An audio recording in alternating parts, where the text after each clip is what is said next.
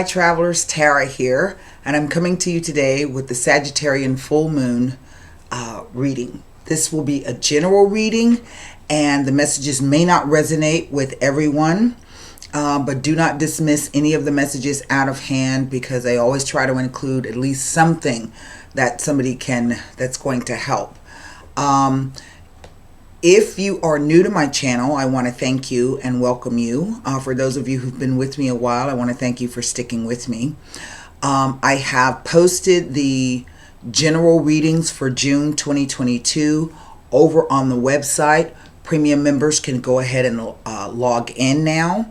If you're not a premium member, I do offer a 3-day, 72-hour pass for like $3 and some change, so you can go on over and view those for 3 days and take notes or whatever it is you need to do.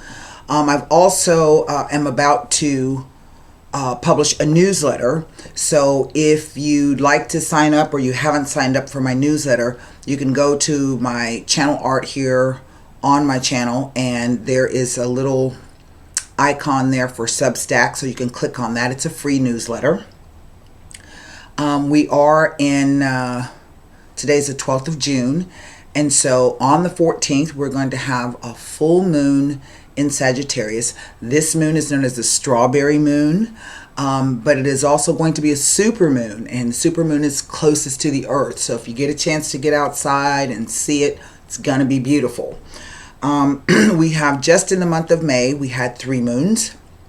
We had 2 new moons and a full moon in Scorpio, which was a lunar eclipse. And so this, we're only going to have 1 moon, I think, this month. Let me make sure. Hang on one second. Let me take a look here. Yes, we only have 1. We have the full moon. Yeah, that's it, the full moon for this month on the 14th. And then next month, where's my new moon? I don't even see it. Let me go back. That's my last quarter. Ah, there it is. The new moon will be on the 28th of June, and that will be in the sign of Cancer. So we've got a fire full moon happening in a couple of days, and then we're going to have a water new moon at the end of the month. So I have with me today the Radiant White deck. I have with me 2 types of clarifiers. I have the Levita Sibilla, but I also have the Petite Etiella, and I don't know exactly what oracle card I will wrap the reading up. It will depend on what the reading is about. If you'd like to look into your own situation, that does require a personal reading, and so there's going to be a little eye that's going to show up here on the left hand corner. It should say click here to book a reading. Click on that link and it'll take you directly over to my website.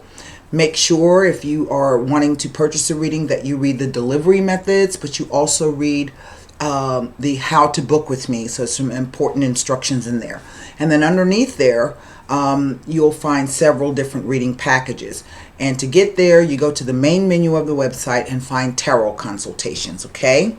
So I've already done some meditation and shuffling for this full moon. So I'm going to go ahead and turn the camera around, and we will see what the cards have to say. All right. Here we go. Hope everybody can see that. I'm going to put one more shuffle and one more rifle on the cards. Okay. I can't believe we're already in the 6th month of 2022. That means that we have 6 months left of this year. Isn't that crazy? All right. Here we go. First card down, the Hermit. Oh, wow. The High Priestess. That's interesting. Well, and the 2 of Pentacles. Makes sense. Next row, the Knight of Wands. The 10 of Pentacles. And the 8 of Cups. Last row, the King of Coins.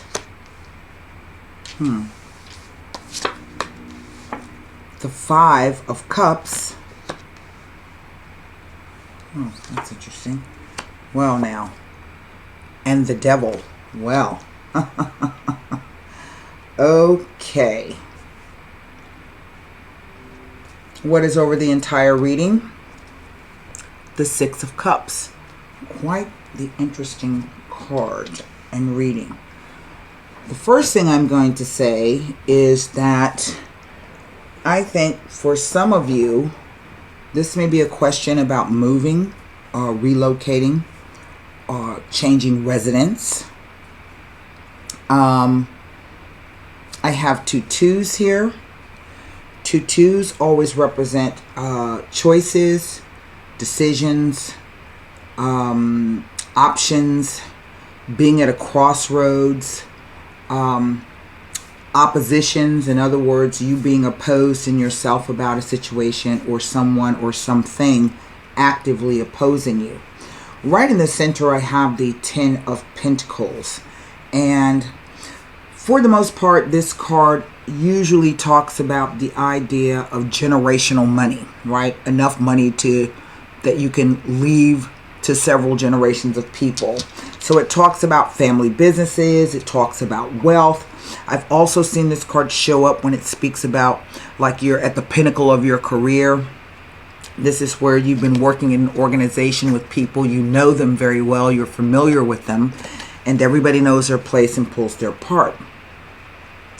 But it's a 10. So it tells me there's a changing situation coming here. Now, I have 1, 2, 3 Pentacles in a diagonal. I have 1, 2, 3 major arcana, 2 cups, and a wand. So past, present, future, interplay of the cards. Now, before I get actually started into the reading, the Six of Cups is usually, it's a 6, so it's a card of balance and harmony, meaning all things being equal. And typically the Six of Cups can be the card of reconciliation. This can be a romantic reconciliation or reconciliation amongst friends and family. It speaks about nostalgia, kindness, caring, giving, sharing. I've seen it show up sometimes when you are about to redecorate your home or remodel. I've seen it show up sometimes when it can even talk about going back, maybe visiting your old childhood hometown.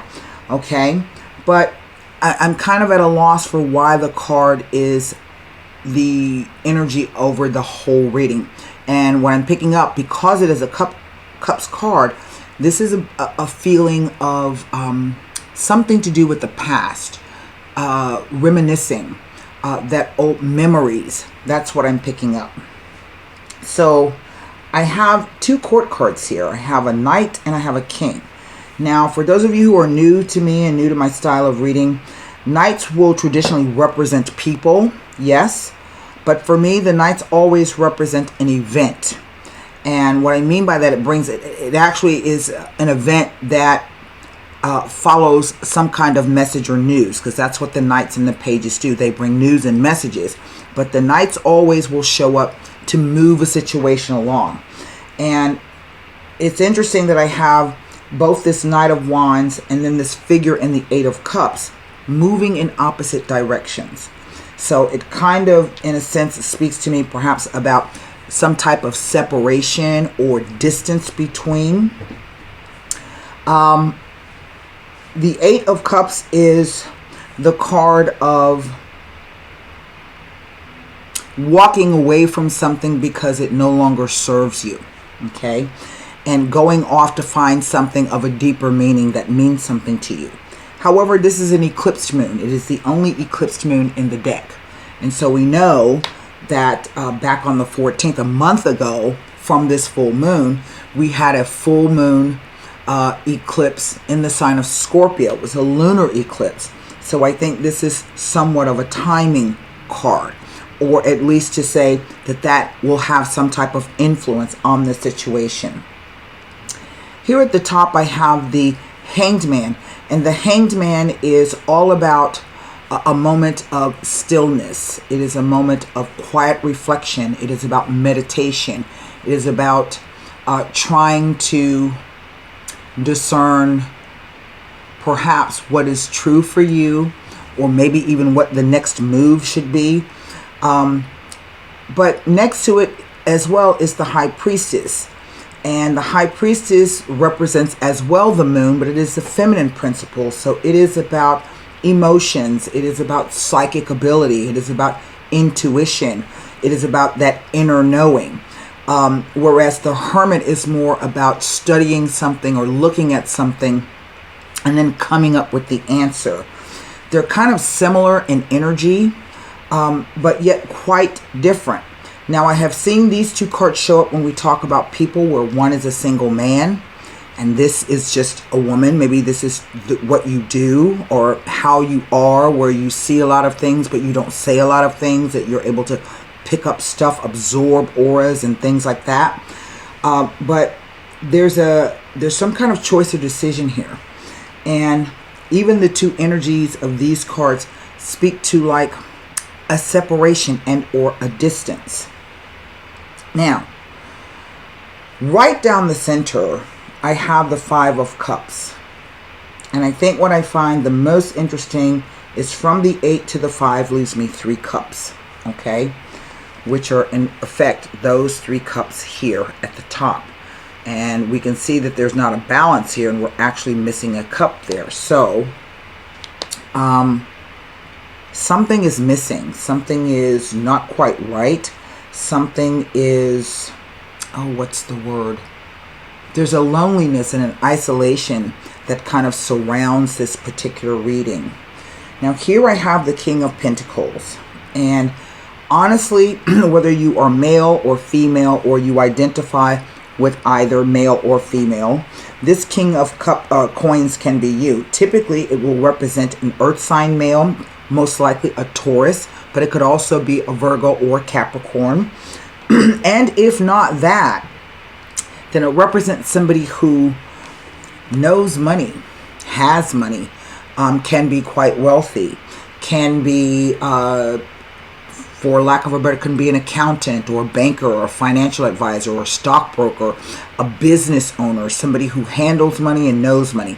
Not someone who is, in a sense, born wealthy, but somebody who worked for his money and earned it, okay? Now, sometimes this individual can be, in his most negative, someone who can be quite, what's the word?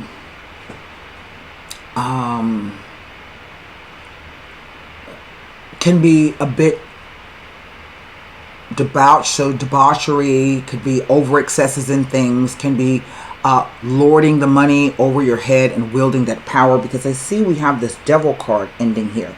Now, the Devil card typically says something is looming large, and it can be quite frightening, but what we find out at the end is everything is going to be okay. But it can also speak to those issues of power and control. Who has the power and how are they wielding it, right? It could be somebody using power and control for their own ends or for negative reasons. It could be you who's trying to cling on to something and using that power and control that you have to coerce other people. The Devil is not always a bad card. Because the underlying meaning of the card is that it's about commitment. What do we chain ourselves to? And he represents the idea of the third dimension. So this is clothes, money, shoes, jewelry, property, all of those things within our third dimensional existence that we either accrue or have on our own or commit ourselves to getting, or that we are tied to in a materialistic way. Okay, it is a Saturn card. And Saturn is all about, first, fear, but he is also about testing the structures to see where weaknesses exist. And if there are weaknesses that exist, then what he's going to do is he's going to have you roll your sleeves up to do the hard work. This is about getting realistic about the situation. Now, this whole knighting here, this single man or this isolated man, this unmarried man, this man who might seem to be untouchable, he too is walking away. But what is he walking away to? Well, I don't know if this is telling me that he's walking into this situation of becoming a wealthy individual, or if he's simply just walking back to be who he is, okay? Then I come over to the Two of Coins. Now, the Two of Coins talks about two different situations at the same time, trying to juggle two separate situations. It can be about financial issues, working two jobs and trying to keep everything going at the same time.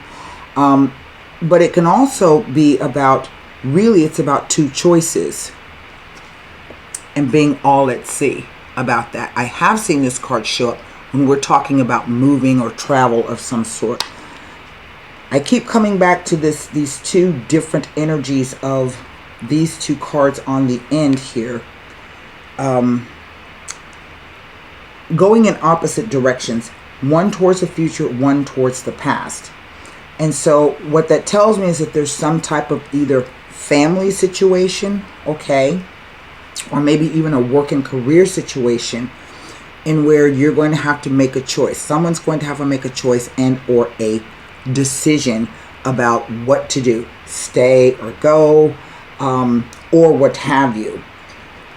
I'm looking to see. But the Five of Cups talks about crying over spilled milk, or crying over those things that really you can't change and that no longer serve you. And this card says here, the Two of Cups in disguise, that you should not feel sorry. There should be no sorrow or no regret. That you should turn around and face the two cups that you have. And those two cups really represent the emotional balance within yourself. It is this Devil card at the end that kind of throws everything out of whack, okay? So what I'm going to do is I'm going to turn over these two cards because traditionally they represent people. And what does that leave me? It leaves me the Two of Pentacles, the Ten of Coins, the Eight of Cups, and the Five of Cups as they relate to the Hermit, the High Priestess, and the Devil. All right, so let me grab my books here and see what it is that I can find. This Two of Pentacles with this High Priestess, it kind of is saying something to me as well. So let's just see what it has to say, if anything, that it can help me with. Well, Two of Pentacles with the Hanged Man. It is asking you to have patience as things are happening behind the scenes and the timing is not quite right. A situation is materializing to your benefit, so wait until the time is right rather than attempting to push the issue. Do not be impatient. But you make a decision about something. And maybe this is a block, because sometimes that Devil card can be a block. Two of Pentacles with the Five implies that your energies are being scattered, leading to undue stress and confusion. Slow down, relax, and think carefully about each step you take at this time. Allow things to flow as they will and have faith.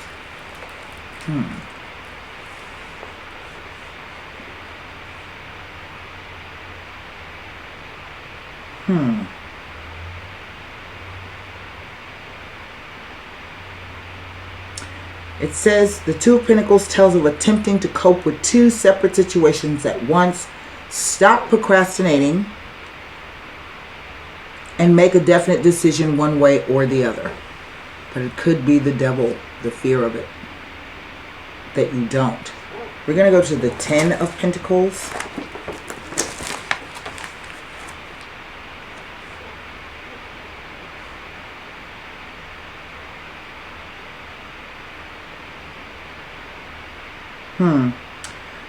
There is a slight meaning here, but one card is missing, so I don't know. Let's see what the Ten of Pentacles has to say. Financial benefits.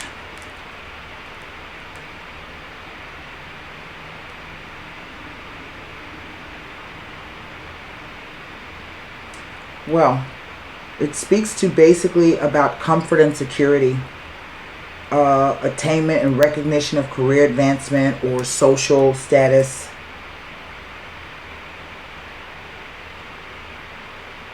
This is not always a bad card, because sometimes it can talk about the idea of, well, let me explain it because I can't explain it to you. 1 second.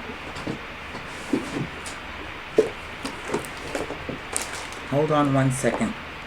The Devil. Number 15.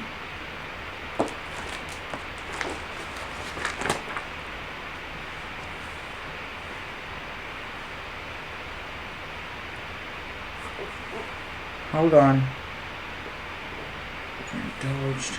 Stubbornness and materialism. Tells of long-term goals being reached with perseverance, bringing the desired rewards. It can bring in freedom and a new lease on life. This may be so. It also signifies that you should reflect on a situation, ask others for advice, and work towards solving difficulties.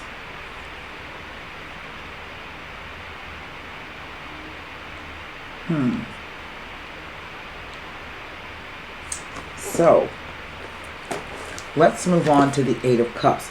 Even though it says that, that's not quite what I'm feeling. So let's go to the Eight of Cups, shall we?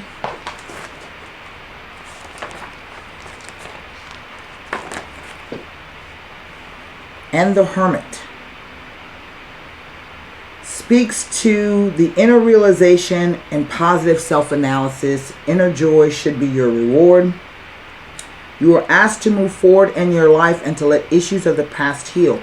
Do not dwell on difficulties, hardships, or perceived barriers, as this will hinder your progress. There it is. With the Hermit card, the Eight of Cups shows a realization of potentials, unseen opportunities, and inner joy. I think what I forgot to say about this is that no matter who you are or who this, even if you are male or female, you can also embody the energies of a king, male or female. And it may not necessarily be about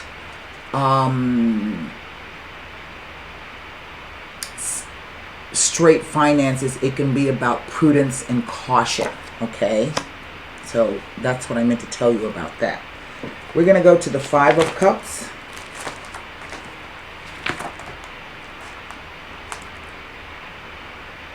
Yes. So the Five of Cups with the Devil is an indication that you must take the time to contemplate all options and avenues before stepping forward. Quiet, positive contemplation is needed to achieve focus. Not to do so will incur wasted energies. It infers that time must be spent in contemplation because energies are being wasted. Isn't that interesting? So even if you walk away, it's kind of like you're walking, maybe you're walking away not to deal with something. Does that make any sense? The card asks that you consider carefully before making any major decisions, as the effects may have unforeseen consequences. This card may presage the breakup of a relationship, marriage, or partnership of some kind, or of losing something of personal value and importance to you. Now, what's funny is I've seen both this card, and sometimes even this card speak about an inheritance of some kind, or if not an inheritance, at least some type of financial windfall, in which case the Devil comes in to kind of shore that up, because now you're going to have new commitments. What do we chain ourselves to? Okay? You know that old thing where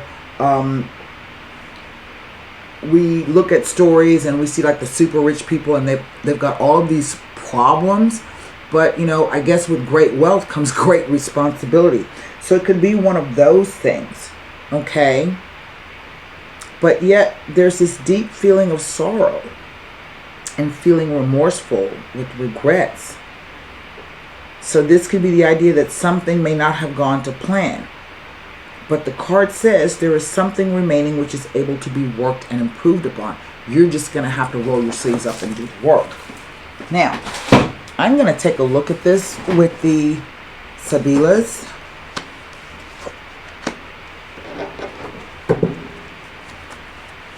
Because it's really quite a strange reading. Nines always represent, what do you call it?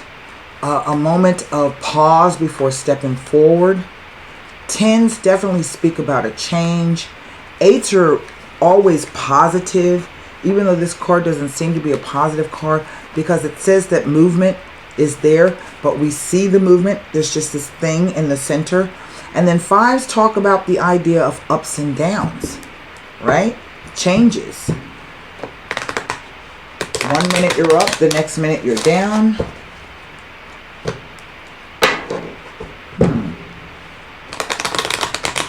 First card I'm going to look at is this Ten of Pentacles. Why? Because everything else is going on around it. And it's kind of an odd energy, because this is like not movement. This is not movement. Okay. This is not movement. But then I have these three cards of movement here. Okay. And so it's kind of like a stop and go, start and stop. Delay. Sometimes the Devil card, the Saturn, can be a delay. So let me pull this to see what this Ten of Pentacles is all about, because it's right at the heart of the situation. The Militare. The Belvedere. And the Superbia. Well, it's quite an interesting trio of cards. The Militare is basically talking about having the wherewithal, the inner strength and determination to just kind of power your way through a situation. The Belvedere card here in the center. The Belvedere, now I've seen this show up sometimes when it talks about a hostile environment. So this could be a hostile work environment, whatever the case may be. But the Belvedere card is the idea of waiting. This card says that there's an imminent arrival of something or someone in which you are waiting, but there's a sense of anxiety with it. But also that while you are waiting for whomever or whatever to arrive, you should take that time to look within, to have some self-introspection on how you behaved or how you're going to behave in the future. Now, the Belvedere, the Superbia is one of two lucky cards in the, excuse me, Sibilla deck. But basically, it's a card that talks about the love of vanity or luxury or high-end goods or, 1 second, let me give it to you. It's also a 2. It represents prosperity, good fortune, fame, recognition, success, career, or social advancement. In love, it can represent a conquest, happiness, and a lasting union. It can even indicate celebrity and someone known by his or her reputation or being in the public eye. It marks a period of good luck and success in the matter inquired about. It says that regardless of how many negative cards may show up in the same spread, this card has the power to annul them and bring good luck despite setbacks. So in other words, this card represents a powerful divine blessing. Now, the mild connection to vanity, the love of luxury, spending money on one's appearance. So it could mark someone who is overly concerned with his or her look or social status, or someone who may be a bit standoffish, which could be you, which could be him, because this card connects the two of you by being in the center. Okay? Now, I want to look at, I'm going to look at this Devil card, because I'm not quite exactly sure why he's presented himself where he has presented himself. It is the last card on both the future row and future column. So typically it is an outgoing energy, but the Devil can be the energy of being stuck. The Lecherezza has come out. The Bambino. And the sacerdote. Well, that's quite an interesting trio of cards. The Lecherezza can be this idea of, it's called the carefree card. Okay? And basically it talks about sometimes an inconsequential delay or something that softens the blow and will not impact you as much. So if this is about financial matters, it can indicate short-lived investments that are ultimately due to plummet, spending money like water, or a chronic inability to accumulate savings. But it also indicates activities that will go bust due to a miscalculation or lack of proper planning. In love, it indicates inconsistency, a lack of commitment, sleeping around, and an affair. When it is found near a significator card. So in other words, what I'm looking at is the idea perhaps of obsession, maybe sex. Maybe this is about a third party involvement, another woman or another man perhaps. The Bambino simply comes in to talk about new conditions. Okay? Something new is coming up. But it has to do with this guy, the sacerdote. This is typically an air sign male, but usually he has to do with legalities, the law. Let me give you his interpretation here. He is, not him, not her, him. It indicates a man. A jurist, a science, a professor, a specialist, doctor, never a general practitioner. He is connected to justice, the legal system, the local authority, insurance, the state, and the law. It can indicate that someone will take legal action. It is also a card of divine justice, which will be administered to either those who have previously hurt you, or if you've hurt someone else, then you will get your comeuppance. It indicates exactness, self-discipline, common sense, wisdom, maturity, equity, justice, and obstacles that are finally overcome. So that's a good thing.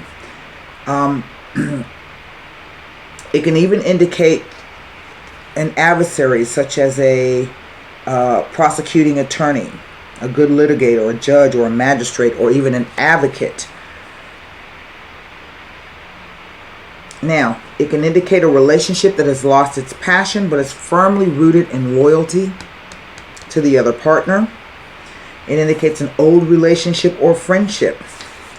It can even indicate emotional detachment and someone who is in control of their emotions. Therefore, it brings with it the idea of coldness and detachment in love. Basically, it describes someone who is 50 or older, meticulous, strict, sometimes proud and aloof, and not particularly affectionate. So, financially, it can represent red tape to be resolved before money is received and or career advancement and legal matters. Now, normally it tells me to look at what he's pointing at, and what he's pointing at is the new condition. But the new condition is brought out by the miscalculation of a situation. And this is why you may end up stuck in whatever this situation is. So I would dare say that you really should take your time to contemplate. The cards have given you several meanings. Maybe this is you looking ahead to leave. Maybe you're getting a divorce or separation and you know you're going to be getting some money. But, you know, again, contemplate that before you do anything, say anything. The cards are warning you that now is not the right time to push the issue. So you may want to wait at least until the full moon is over.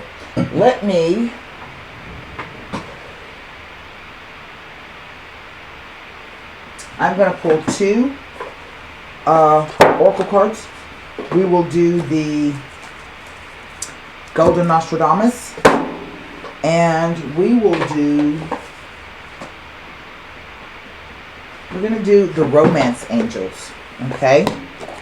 Because that's what this looks like to me. It looks like some type of, if not necessarily, maybe the romance is gone, but it used to be there, you know? There really is this odd energy of detachment and separation that is all over this. So I'm going to first pull one of these, Golden Nostradamus. So formulate your question.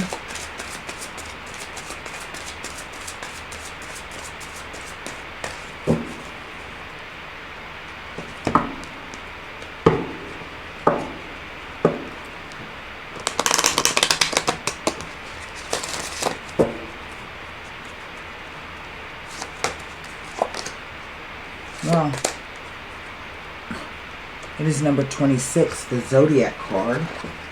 And then formulate your question for the Romance Angels. And even if this is not about a romance, romance is not always just necessarily about love between the two couples. Sometimes it's good to romance yourself by loving yourself and being good and kind to yourself, right? Before anybody else can love us, we first have to love ourselves. So,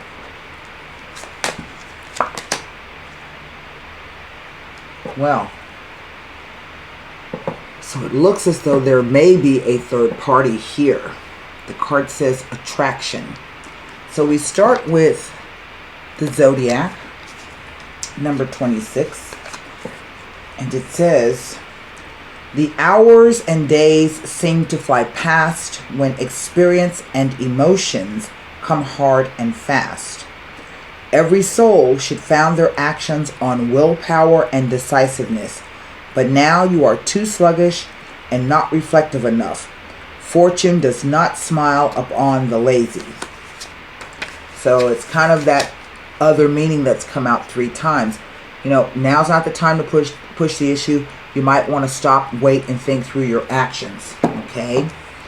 Whatever that may mean. The attraction card. The attraction card says, you attract romantic love by enjoying this moment fully. Now, what I want you to listen to is this. Like a good friend, the romance angels send you this card to tell you the truth. The best way to have more romance in your life is through attraction, rather than through strenuous effort. You are most attractive when you are fully enjoying yourself in the present. Your joyful laughter, self-expression, and body language are beautiful. But in contrast, any stress you experience as you strain to find romance pushes against the stream of life.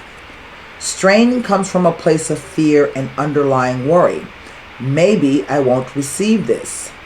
That fear then attracts the very thing you are worried about. Stress creates wrinkles, bodily tension, a constricted voice, and other unattractive characteristics. Go smell a rose and fully enjoy its fragrant beauty. Allow yourself simple pleasures that lead to great joy. Affirm frequently that you are loved and lovable. Visualize a wonderful romantic relationship with the great partner. Take excellent care of yourself and follow your inner guidance. Via the law of attraction, you will draw romantic love to you through your own attractive nature. And that's kind of what I'm picking up, like maybe this is not necessarily an unrequited love kind of situation, but that the guy is unavailable. Right? Even though there may be a powerful attraction, he's not available. You know, and I would think that if you focus and concentrate on whatever your intuition is telling you about this situation, you'll come up with the right answer. Okay? And so whether you doubt me or not, I just get the sense, remember, it's that isolation that that's pervading the reading. It's this isolation and this distance, and it's not necessarily long distance. It's just that it's an icy. The person is not receptive to whatever it is that's being offered. Okay, maybe it's you. Maybe you're not being receptive to whatever is being offered. But either way, there's a disconnect. So, with that being said, this is the full moon. And full moons are highly, highly emotional. So try not to make any decisions 3 days leading up to the full moon and 3 days after. You never want to make a decision when you're sad or you're angry or you're mad or you're frightened. Okay? And just remember it's a moment. So until next time, be well, stay safe, and namaste.